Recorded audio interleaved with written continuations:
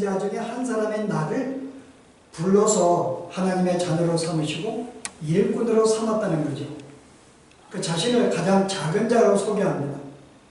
실제 바울은 이 말씀 에베소를 기록하기 전에 고린도서를 기록할 때에는 자신을 작은 자라고 소개하지 않았습니다. 기억하시는가요? 고린도 후서에 보시면 어떻게 자신을 소개하는가 하면요, 11장 5절에 나는 지극히 크다는 사도들보다 부족한 것이 조금도 없는 줄로 생각하노라. 내가 비록 말에는 부족하나 지식에는 그렇지 아니하니. 자, 고린도후서에서는 뭐라 그래요? 나는 결코 지극히 가장 큰 사도보다 결코 나는 작지 않다고 이야기해요. 그 말은 나는 그들보다 크다고 이야기합니다.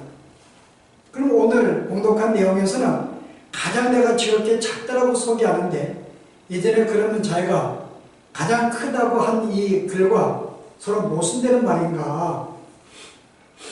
실은 바울이 자기가 크다고 한 것은 무슨 의미로 크다고 말한 거예요?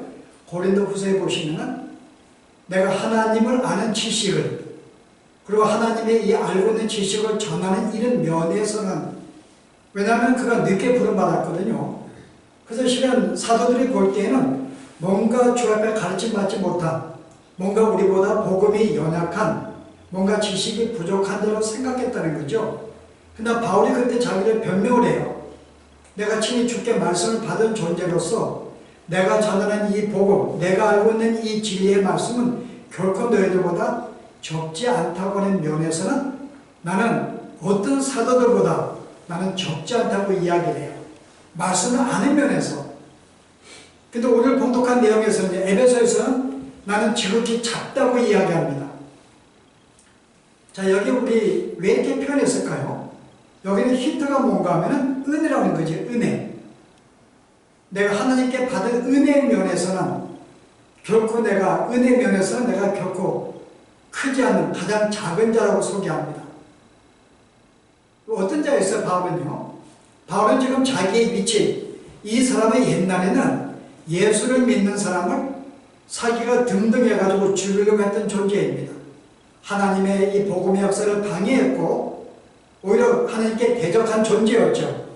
가장 앞장을 서가지고 대적한 존재였는데 이 사람이 하나님의 은혜로 부름받았던 면에서 내가 너무나 부끄러운 거예요. 내가 너무나 부끄럽죠. 그런 점에 자신을 작은 자라고 소개하는 거예요. 왜 하나님은 이렇게 문제가 있는 사람을 일꾼으로 쓰셨을까요? 여러분 생각에 내가 하나님이 일꾼으로 세울 때, 특별히 우리가 교회에서 일꾼을 세울 때 어떤 사람을 세워요? 그다음 모험적이고 뭔가 남보다 조금 더 헌신적이고 조금 더 믿음이 좋은 사람, 우리는 그 사람을 보통 우리는 교회 일꾼으로 세웁니다. 자, 이런 점에 볼 때는 바울은 적합한 자가 아니죠. 구원을 받은 것을 우리가 이해할 수 있어도요, 그 사람을 들어서 하나님의 사도로 쓴다? 다른 사도들을 제껴놓고, 여러분 이것은 조금 우리가 볼 때 이해가 안 됩니다. 형편이 없고 못난 사람인데 이왕 쓰면은 그 당시에 누가 있었는가요? 스데반 같은 존재, 성령에 충만하고 하나님께 열정에 사랑했던 스데반 같은 사람들을 하나님 일꾼으로 쓸 수가 있잖아요. 근데 스데반을 하나님의 사도로 쓰지 않았어요. 오히려 자기를 대적했던 바울을 씁니다. 자, 그 이유가 뭘까요, 여러분?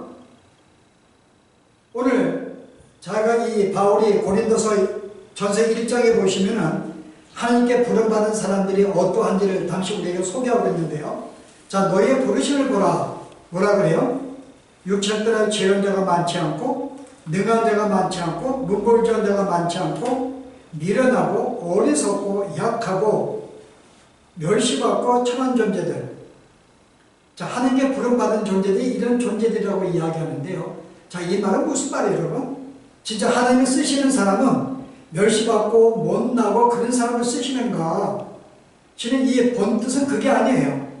하나님께 부른 사람들은 진짜 쓸모가 없는, 오히려 세상 사람들을 볼 때에는 너무나 쓸모가 없고 연약하고 아무것도 아닌 그런 존재인 것을 이야기하는 거예요. 그 주께 부름받은 사람들, 구원받은 사람들은 세상 사람들에 비해서도 너무나 못난 존재들이라는 거죠. 이런 존재들이 하나님의 은혜를 받았고 특별히 일꾼으로 부름받았어요. 자, 이렇게 표현한 이유가 뭘까요? 하나님의 은혜가 얼마나 큰지를 강조하기 위한 거죠. 이 은혜가 얼마나 컸으면은 그 하나님의 크신 은혜를 강조하기 위해서 우리가 구원받은 것, 하나님의 크신 은혜로 말미암아 내가 구원받고 주의 일꾼이 된 거야. 이 사실을 알지 못하면 성도가 아닙니다. 최소한 성도로 할 때는 하나님의 은혜가 무엇인 줄 알아요. 내가 무엇인데, 정말 죄 중에 죄인이었는데, 내가 주님을 대적하고 산 존재였는데, 이런 존재를 하나님이 피 흘려 나를 사셔서 하나님의 자녀로 삼으시다니, 이 은혜에 너무나 감사하고 기뻐하는 것이 보통 성도들의 삶의 모습입니다. 그래서 내가 사는 모든 삶의 현장 속에서 내가 하나님의 은혜로 구원받은 이 사실을 내가 인식하지 못하면 아직 구원을 받은 것이 뭔지를 몰라요. 내가 어떤 존재를 알지 못합니다. 그래서 오늘 이 사실은 내가 하나님의 크신 은혜, 정말 세상에서 전에는 정말 하나님을 대적했고 그를 회방을 하였고 그런 내가 존재였는데 이 사랑이 뭔데 나에게 은혜를 베풀어서 이렇게 하나님의 구원받은 것도 감사한데 하나님이 일꾼으로 나를 쓰시다니, 그 우리는 보통 생각하면은 우리는 좀 큰 사람들을 쓸 수가 있어요. 여러분 성경에 누가 있는가요? 왜 하나님은 아무 삶에 문제가 없는 이삭을 쓰시지 않고 가장 문제가 많은 형을 속이고 아버지를 속이고 어떤 네 물건을 착취한 도둑질한 이 야곱을 하나님이 택해서 그의 어떤 이 당신의 그리스도를 낫게 하는 믿음의 조상으로 삼았을까요? 자, 그 이유가 뭐죠? 보다 하나님의 크신 은혜를 깨닫게 하기 위한 것입니다. 그래서 하나님이 못난 사람을 하나님을 구원하시는 거예요. 세상에서 버림받고 못나고 약한 자들을 그들을 부르셔서 하나님의 자녀로 삼으신 이유는 하나님의 얼마나 크신 은혜가 큰지 그 은혜로 말미암아 내가 구원받았음을 알게 하기 위해서. 그래서 바울은 자신을 내가 너무나 지극히 작은 자 중에 작은 자, 못난 자였는데 내가 하나님의 은혜로 구원받은 것도 감사한데 주의 일꾼으로 쓰임받다니 라고 지금 고백하고 있는 거죠. 자, 그런데요, 단순히 그가 구원받은 것, 그의 은혜로 구원받았습니다. 그 단순히 그냥 나를 구원했다고 이야기하지 않아요. 오늘 봉독한 내용에 자신을 구원한 것은 어떤 역사가 있었기 때문에 구원하였는가. 자, 7절 보세요. 이 복음을 위하여 그의 능력이 역사하시는 대로, 이 한글 성경에는 이 단어가 빠졌는데 원문에 보시면은 그의 능력이 효과적으로 역사하시는, 기운차게 역사하는 대로, 여기 하나의 형용사가 있습니다. 그 하나님의 은혜가 너무나 활기차게 힘차게 나에게 역사했다는 거죠. 그 내가 구원받았고 하나님의 일꾼이 된 것은 하나님의 크신 능력으로 말미암아 내가 주의 자녀가 되었다고 이야기해요. 어떻게 하나님을 회방한 자가 갑자기 그의 삶이 바뀌어서 하나님을 사랑하고 그를 찬양하고 그를 위해서 목숨을 바칠 수가 있는 존재가 되었는가? 이것은 바로 하나님의 크신 능력이 내가 임하였기 때문에 내가 그런 존재가 되었다는 거죠. 그래서 하나님이 여러분들을 구원하실 때 자녀를 삼을 때는 그냥 나를 은혜를 베풀어 삼은 게 아니에요. 나에게 크게 역사를 해서 하나님이 적극적으로 활기차게 나에게 역사해서 그의 능력으로 내 삶을 바꾸어 주었다는 거죠. 하나님의 능력으로요. 그래서 우리가 구원받은 것이 하나님의 크신 능력이 나에게 역사해서 내가 구원받은 거예요. 바울은 이것으로 끝나지 않고요. 뭐라고 이야기해요? 내가 구원받은 것으로 끝나지 아니하고 내가 하나님의 일꾼으로 부름받은 것도 주의 능력으로, 그리고 내가 이 능력을, 내가 이 직분을 감당하기 위해서 나에게 은사를 주었어요. 가르치는 은사를 주었습니다. 그 이 은사를 주신 거, 내가 더 잘 가르치기 위해서는 하나님 뭘 주었는가요? 그에게 진리의 말씀을 3년 동안 그를 아라비아에 끌어다가 말씀을 가르쳤어요. 나에게 진리를 알게 하신 것도 하나님의 능력으로 말미암아 되었다고 이야기해요. 뿐만 아니라 내가 이제 말씀을 알았을 뿐만 아니라 이 말씀을 내가 설교하는 것, 단순히 설교하는 것도 단순히 내가 설교하는 게 하나님의 능력으로 설교한다 그래요. 그래서 그가 뭐라 그래요? 내가 너에게 나아갈 때 굉장히 두렵고 떨리다. 내가 사람의 말과 지혜로 하지 아니하고 내가 주 앞에 기도하느니 성령의 능력으로 내가 이 말씀을 증거하기를 원한다면서 그런 말씀을 증거할 때마다 하나님의 능력이 항상 함께 있다는 것입니다. 그가 글을 쓰는 것, 말씀을 가르치는 것, 이 모든 것들은요 하나님의 능력으로 그렇게 됐다고 이야기를 해요. 그러니까 현재 여러분들이 내가 하나님을 섬기고 일꾼이 되고 주님을 섬기는 것은 단순히 내 힘으로 하는 것이 아니라 그만큼 하나님은 나에게 크신 역사를 나에게 임하였기 때문에 내가 주님을 사랑할 수 있었고 내 삶의 변화를 가져오고 주님을 헌신할 수 있고 내가 가르치기도 하고 복음을 증거하기도 하고 사랑을 베풀기도 하는 이 모든 것이 주의 은혜라고 말해요. 그래서 여러분이 골로새서 1장에 보시면 바울이 이것을 한마디로 이렇게 정의해 줍니다. 28절에 1장에 우리가 그를 전파하여 각 사람을 권하고 모든 지혜로 각 사람을 가르침은 각 사람을 그리스도 안에서 온전한 자로 세우려 함이니 이를 위하여 나도 내 속에서 능력으로 역사하시는 이의 역사를 따라 힘을 다하여 수고하노라. 내가 가르치고 권하고 설교하고 사랑하고 이 모든 것들은 뭐예요? 내 속에서 능력으로 역사하시는 이의 역사를 따라 내가 수고한다 그래요. 내가 힘을 쓰긴 쓰지요. 근데 그전에 뭐가 있어요? 내 안에서 하나님의 능력이 역사해서 나에게 그런 일들을 감당하게 만들었다는 거죠. 그럼 오늘 교회가 나오는 것도 누구의 힘으로 나왔을까요? 이렇게 본다면 여러분의 지혜로 나온 게 아닙니다. 여러분의 의지로 나온 게 아니라 벌써 하나님은 나에게 역사해서 나에게 감동을 주시고 나에게 활기찬 역사를 주었기 때문에 내가 오히려 자연스럽게 하나님을 사모하고 말씀을 하고 예배하려고 내가 나오게 된 거예요. 이게 하나님의 은혜입니다. 그러니까 우리의 모든 삶의 현장들이 뭐예요? 순간순간마다 하나님이 나를 떠나지 아니하고 계속 나에게 역사한다는 거죠. 그렇지 않으면 어떤 일이 벌어져요? 나는 여전히 쉽게 죄 가운데 빠지게 돼요. 주님을 멀리하게 됩니다. 세상을 짝하게 됩니다. 그래서 하나님이 순간만 나에게 역사하셨기 때문에 내가 이 모든 내가 어떤 이 죄의 길에서 어떤 유혹의 길에서 내가 선한 삶을 추구하는 이 모든 것이 할 수가 있다는 거죠. 그래서 우리가 순간순간마다 그래서 바울은 내가 이 모든 일을 감당하고 내가 비록 적은 자이지만은 내가 어떻게 일을 감당할 수가 있었는가? 그게 하나님의 활기찬 그런 역사가 나에게 늘 임하기 때문에 내가 순간순간마다 주님을 사랑하고 이런 사역을 할 수 있었다고 이야기를 해요. 여러분들이 이것을 경험하고 있습니다. 하나님의 역사, 어떤 그런 역사가 날마다 있기 때문에 그 오늘 교회를 나온 거, 날마다 우리가 성경을 보는 거, 찬양하는 거, 형제를 헌신하는 것, 내 마음에 그를 섬기려는 그 모든 마음들이 순간마다 하나님이 나에게 역사하고 있다는 증거를 하는 거죠. 이게 하나님의 은혜입니다. 자, 그런데 이런 역사로 말미암아 바울이 내가 받은 것이 무엇인가를 소개해요. 오늘 봉독한 내용 보시면요. 7절에 보았더니요. 이 복음을 위하여 그의 능력이 역사하시는 대로 내게 주신 은혜를 선물을 일꾼이 되었는데 자, 이것은 뭐죠? 나에게 이 은혜를 주신 것은 측량할 수 없는 그리스도의 풍성함을 전하게 하기 위하여 나에게 은혜를 왜 주었다고요? 나에게 왜 역사하고 있다고요? 나에게 베푸신 이 풍성한 은혜를 너 혼자 간직하지 말고 이것도 너희가 남에게 드러내기 위해서 나타내게 하기 위해서 하나님이 이렇게 역사한다고 이야기해요. 그래서 바울은 내게 이렇게 순간마다 역사하는 것은 결국 나만을 위한 것이 아니라 이 복음을 효과적으로 증거하기 위해서 나에게 역사하고 있다고 고백합니다. 그래서 구원받은 자들의 우리의 임무는 뭘까요? 내가 받은 이 은혜가 얼마나 풍성한지를 내가 증거하는 거예요. 우리가 먼저 이 말씀을 나누기 전에요. 여기서 이 목사의 특별히 교사들의 임무가 무엇인지를 알게 만듭니다.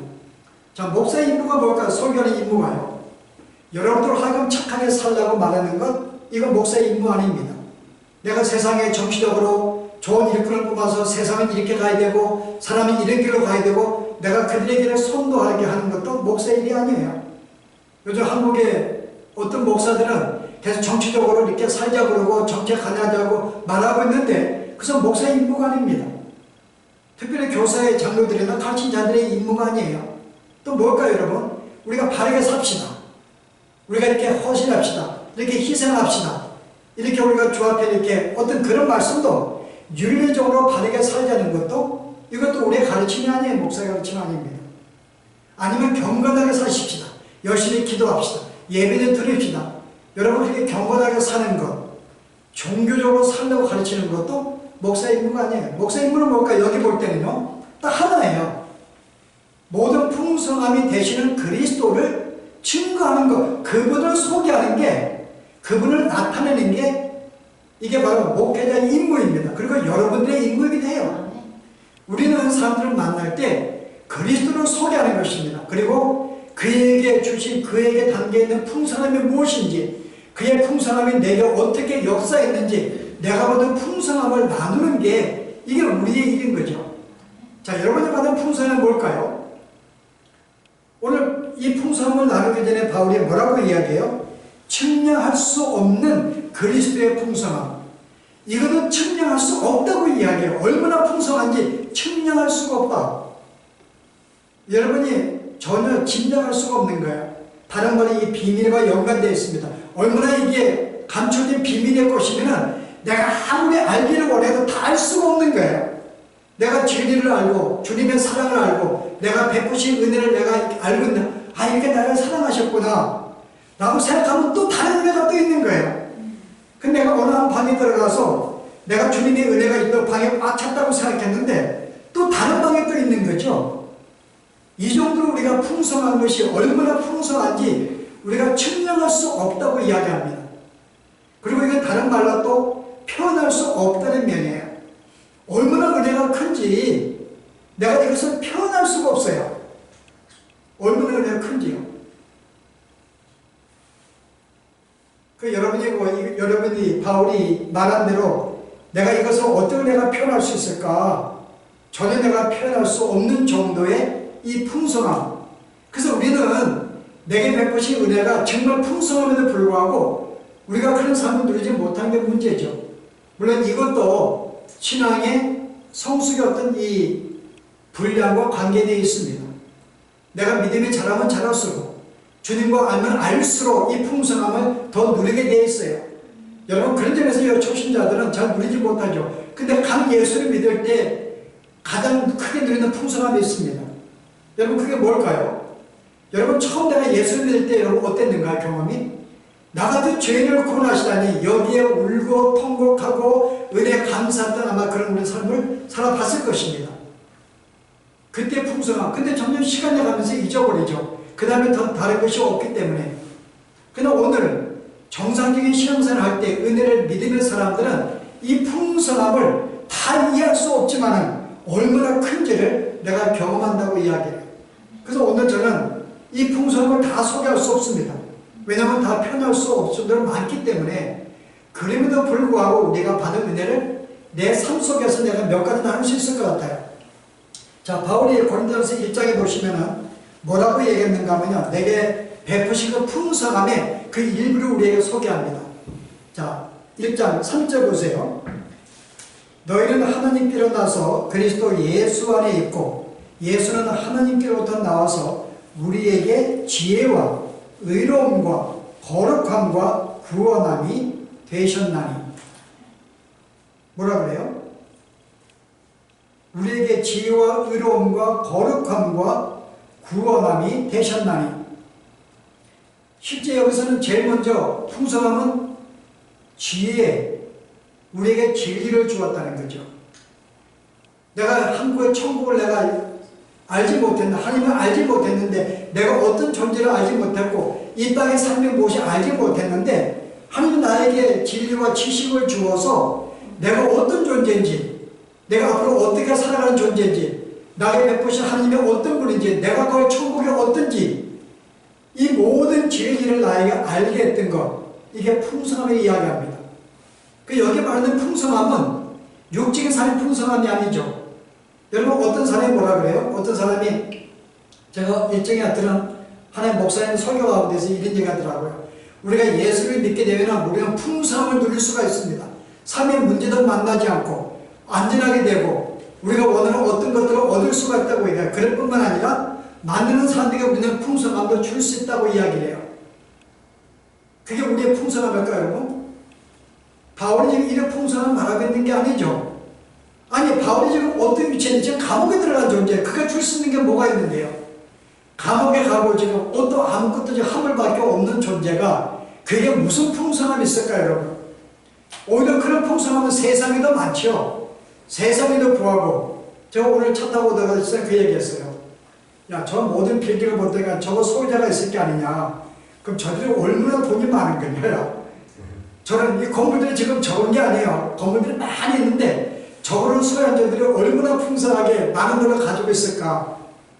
그랬더니 뭐라, 야, 저거 다 론 받아 사는 거래. 그래서 아니, 론을 받아도 10분의 1은 내돈 들어갈 거 아니에요. 큰 건물들 10분의 1은 그게 보통 돈인가요, 여러분? 세상인들도 풍성해요, 여러분. 우리가 하나님 우리에게 주신 풍성함은 그걸 말하는 게 아닙니다. 바울은 지금 아무것도 가지고 없는 빈곤한 존재예요. 그래서 오늘 말하는 게 뭐죠? 세상의 불을 말하는 게 아니죠. 베드로가 뭐라고 이야기했어요? 여러분 사도행전 3장에 보았더니 하나님 그 거지가 그에게 뭔가 구걸하려고 합니다. 안진뱅이죠. 구걸해요. 그랬더니 베드로가 뭐라 그래요? 내게 은과 금은 없거니와 내게 있는 이것을 너에게 주노니 그럽니다. 은과 금은 없어요. 우리는 내가 은과 금은 없지만은 세상에 줄 수 없는 것 내가 너에게 줄 수가 있어. 그래서 그걸 이렇게 세웁니다. 단순히 이렇게 병자로 고친다는 의미가 아니죠. 세상에 줄 수 없는 하나님의 그 풍성함, 그런데 풍성함을 주는 하나의 상징적인 그런 모습이죠. 우리는 그걸 줄 수가 있어요. 바로 그게 세상에 알지 못하는 이 천국의 이 모든 영원한 세계는 그들이 알 수 없어요. 이걸 우리에게 주었습니다. 그래서 우리는 삶을 달리할 수 있는 거예요. 이 땅의 이 삶이 내게 아니라 영원한 세계가 내 삶인 줄 알고 이 땅에서 우리는 마음을 초월하고 마음의 참으로 우리가 안달하지 않냐고 살아갈 수 있는 게 이게 우리의 주인 풍성함이죠. 그뿐 아니라 뭐라 그래요? 풍성함이 고린도서 보았더니요, 의로움과 우리는 불의한 존재였어요. 우리는 불의한 존재로서 정말 주 앞에 사망 가운데 온 존재였는데 어떻게 이 불의한 존재가 의로운 존재로 바뀔 수가 있었을까? 나를 볼 때 죄인이 아니라 의로운 존재로 어떤 거룩한 존재로 나를 보신다는 게 이게 얼마나 여러분 영광스러운 위치인데요. 그래서 이 불의한 존재를 하나님이 의로운 존재로 만들어준 이 사세가 나에게 보신 풍성한 은혜라는 거죠. 나는 의로운 존재가 되었어요. 예수 믿는 순간에. 내가 비록 이 땅에 살면서 때로는 죄를 지음에도 불구하고 하나님은 나를 의로운 존재로 보시고 의로운 존재를 여기신다는 거죠. 내가 예수 안에서는 이미 의로운 존재가 되었다고 이야기합니다. 그래서 우리는 여기에 당당함이 있어야 돼요. 비록 내가 아내에게 내가 충성하지 못해도요, 여전히 난 당당한 의로운 존재입니다. 나를 하나님이 이렇게 만드셨으니까요. 이게 베푸신 은혜라는 거죠. 또 하나만 뭐예요? 거룩함입니다. 우리는 날마다 죄를 지어요. 날마다 못된 삶을 삽니다. 날마다 세상을 짝합니다. 그러나 우리가 하나님이 나와 함께 하셔서 성령이 나와 함께 하셔서 점점 더러운 오염에서 내가 벗어나게 만들어주시고 영원한 주님이 오시는 그날은 어때요? 흠도 없고 어떤 거짓이 없는 얼룩이 치지 않는 완전한 거룩한 존재로 나를 만들어주시는 이것이 복음에 나에게 허락하신 풍성한 은혜라는 거죠. 여러분은 거룩한 존재를 하나님이 이미 우리 인정하셨고 또 그렇게 만들어 가십니다. 우리는 그런 존재가 되었다는 거죠. 뿐만 아니라 너의 구원함이 되었으니 구원함, 영원한 생명을 우리에게 주었다는 거죠. 이게 우리의 풍성함입니다. 예수를 믿는 모든 자에게는 우리에게 영원한 생명을 주셨어요. 죽지 아니하는 영원히 이 땅에 사는 그 영원한 영생을 이미 우리는 받은 존재라는 거죠. 이것보다 풍성함이 어딨냐고 이야기하죠. 이런 풍성함을 내가 예수를 믿을 때 지금도 나에게 역사하셔서 풍성함으로 이를 나에게 함께 해주신다는 거죠. 그 이런 말미암아 우리에게 뭐가 있어요? 늘 우리에게 기쁜 삶이 있는 거예요. 이것도 우리에게 좀 풍성합니다. 날마다 기쁜 삶이 있는 것, 내 마음속에 늘 평강이 넘치는 것. 저는 내가 늘 불안하고 초조했는데 이제 내 마음속에 늘 풍성함이 있고 늘 내 마음속에 기쁨이 있고 즐거움이 있는 이 모든 것도 나에게 베푸신 하나님의 풍성함의 일부라는 것입니다. 여러분 이런 삶을 누리시기 바랍니다. 그걸 경험 나면 살아야 되시면요. 왜냐 하나님이 이걸 우리가 원하시기 때문에. 여러분 요한계시록 보세요. 하나님의 라오디가 교회에 책망을 하시는데요. 책망하는 내용이 굉장히 재밌습니다. 뭐라고 하는가 하면은 17절에 보았더니요. 3장 17절 내가 말하기를 나는 부자라 부유하여 부족한 것이 없다. 내 공고한 것과 가련한 것과 가난한 것과 눈먼 것과 벌거벗은 것을 알지 못하는도다. 자 지금 이 라오디 교회에 지금 뭐라고 이야기해요? 너희는 뭔가 나는 부족함이 없다고 설명하지만 실제 너희는 굉장히 가난하고 공고하고 눈멀고 벌거벗은 존재야. 너희에게 아무런 풍성함이 아무것도 없다고 하는 거죠. 너희가 왜 이렇게 살아? 그래서 그 다음 뭐라고 그래요? 내가 너희를 권하노니 내게서 불러 연드는 금을 사서 부유하게 하고 흰옷을 사서 입어 벌거벗은 수치를 보이지 않게 하고 안약을 사서 눈을 발라 보게 하라. 너희로 옷을 사서 너희를 부유하게 만드는 원래 이 말씀 뭐죠? 예수 믿는 사람들이 영적으로 너무나 가난하고 헐벗고 그런 존재로 살고 있는데 그러지 마라. 내가 안약을 써가지고 눈을 발라서 영적인 세계를 보게 만들고 나에게 벌거벗은 수치를 보이지 않게 하고 금을 사가지고 부유하게 하고 부유한 삶을 살라고 이야기하죠. 하나님은 우리가 가난하게 살기를 원치 않습니다. 날마다 절망하고 낙심하고 슬퍼하고 좌절하는 이런 삶을 살기를 원치 않아요. 왜냐하면 내가 예수 믿고 받은 이 풍성함이 나에게 있기 때문에 이걸 생각을 하고 늘 날마다 기쁨과 즐거움으로 어떤 이 풍성함 속에서 항상 부자로 부유한 마음 속에서 살라고 나에게 이야기를 합니다. 그 주님은 우리에게 가난하게 살기를 원치 않습니다. 내가 예수 믿으면 가난하게 살라? 여러분 그런 말이 아니에요. 진짜 풍성한 삶을 살라고 이야기를 하고 그런데 왜 이런 삶을 살지 못해? 이런 삶을 살아야지 내가 너에게 베푼 것이 얼마나 큰데 인간이 헤아릴 수 없는. 그래서 오늘 에베소가 나에게 주신 은혜가 뭐라 그러죠? 에베소 여러분 그 3장 여러분 그 다음에 20절에 보세요. 19절에요. 그 너비와 길이와 높이와 길이가 없다을 깨달아 하나님의 모든 풍성한 것으로 너에게 충만하시게 하시기를 구하노라. 우리가 가운데서 역사하시는 능력대로 우리가 구하거나 생각하는 모든 곳에 더 넘치게 능히 하실 얘기에 우리가 생각하는 그 이상으로 넘치게 주시는 하나님이라고 이야기합니다. 여러분 주 앞에 기도하고 있어요. 간구하고 있습니다. 그러나 그것이 얼마나 크다 할지라도 그것보다 더 많은 것으로 나에게 주시는 하나님이라고 이야기해요. 나에게 주시고 있는데 이걸 내가 누리지 못하는 거죠. 그래서 오늘 바울은 우리에게 나를 하나님의 자녀로 삼아주셨고 일꾼으로 만들어주고 나를 이렇게 헌신하게 만들고 이 모든 삶은 늘 하나님의 은혜가 함께 있었고 특별히 나에게 능력으로 함께 임하는 삶을 살게 하는데 나에게 누린 이 삶이 얼마나 풍성한지 그리고 이것을 증거하라고 이야기합니다. 우리는 그들에게 내가 된 풍성함을 얼마나 큰지를 나타내라 그래요. 근데 내가 날마다 신음하고 날마다 좌절하고 슬퍼하고 울면서 어떻게 주님을 소개하는가요? 그들이 주님을 믿을 수 있겠는가요? 내가 비록 세상에 물질은 부족해도 가진 것은 없어도 옷은 하나밖에 없어도 거기에 내가 연연하지 아니하고 내가 날마다 기뻐하고 즐거워하고 뭔가의 풍성한 삶이 무엇인지를 내가 나타내야지만이 그들이 뭔가 하나님이 어떤 분인지 정말 예수 믿는 게 뭔지를 알게 만들 거 아닙니까? 그래서 이런 풍성함을 너희가 나타내야 되는데 먼저 이 삶을 살라고 이야기를 해요.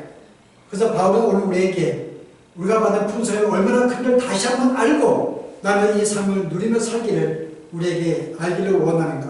이게 바울이 우리가 바라는 것이고 기도하는 마음입니다. 정말 이러한 삶이 여러분 가운데 늘 있기를 바랍니다. 기도하십시다.